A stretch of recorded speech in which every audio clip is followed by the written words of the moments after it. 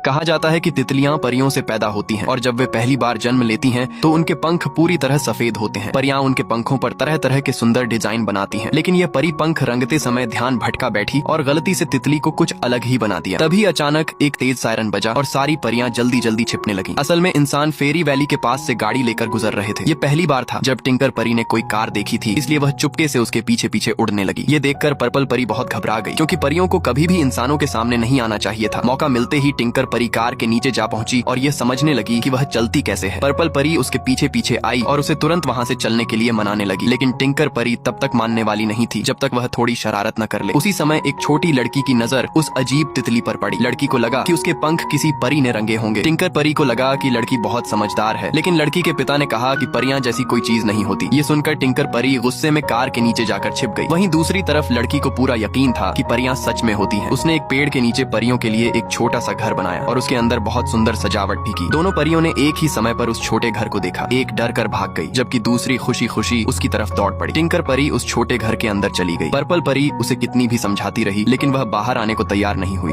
जब परियां सुबह उठी तो उन्हें पता चला कि उनकी सारी जादुई शक्तियां आपस में बदल गई हैं। टिंकर परी अब पानी वाली परी बन गई थी। उसने झरने का पानी अलग करने की कोशिश की, लेकिन उसे अपनी नई शक्ति इस्तेमाल करना नहीं आता था। ज्यादातर परियां तेज बहते पानी में बह गईं। रास्ते में वे बड़े बड़े पत्तों पर फिसलती हुई आखिरकार समुद्र किनारे पहुंच गईं। जानवरों वाली परी ने गलती से एक बहुत बड़ा अंडा तोड़ दिया। तभी उसमें से एक बड़ी सी आंख दिखाई दी। फिर उस अंडे से एक छोटा मगरमच्छ बाहर निकला। उसने अपना मुंह खोला और धीरे धीरे उनकी तरफ बढ़ने लगा, लेकिन जल्द ही पता चला कि वह छोटे मगरमच्छ ने जानवरों वाली परी को अपनी माँ समझ लिया था। वह प्यार से उससे लिपट गया और उसे एक बड़ा सा किस भी दे दिया। उधर समुद्री डाकुओं का जहाज लगातार दूर जाता जा रहा था। परियों को किसी तरह जादुई धूल वापस लानी थी, इसलिए उन्होंने उसका पीछा करने का फैसला किया, लेकिन उनके पंख इतने गीले थे कि वे उड़ नहीं सकती थीं। मजबूर होकर उन्होंने मगरमच्छ के अंडे के खोल से एक छोटी सी नाव बनाई और समुद्री डाकुओं के जहाज के पीछे निकल पड़ी। छोटा मगरमच्छ जानवरों वाली परी को छोड़ना नहीं चाहता था। फिर किसी तरह जानवरों वाली परी भी नाव पर पहुंच गई और छोटा मगरमच्छ अकेला द्वीप पर रह गया। तेज उड़ने वाली परी उस नाव को खींचते हुए आगे बढ़ा रही थी और सभी परियां समुद्र पार करने की कोशिश कर रही थीं। जब वे समुद्री डाकुओं के जहाज के करीब पहुंचने ही वाली थीं, तभी अंडे के खोल से बनी नाव टूटने लगी। एक बहुत बड़ी लहर आई और परियों को सीधे जहाज की एक तोप के अंदर पहुंचा दिया। उसी समय समुद्री डाकू अपनी जीत की खुशी में तोप चलाने वाले थे। अच्छी बात यह रही कि परियां समय रहते बच निकली। परियां छिपकर सब कुछ देखने लगी। उन्होंने देखा कि समुद्री डाकू परी की वहाँ बहुत इज्जत थी और सारे समुद्री डाकू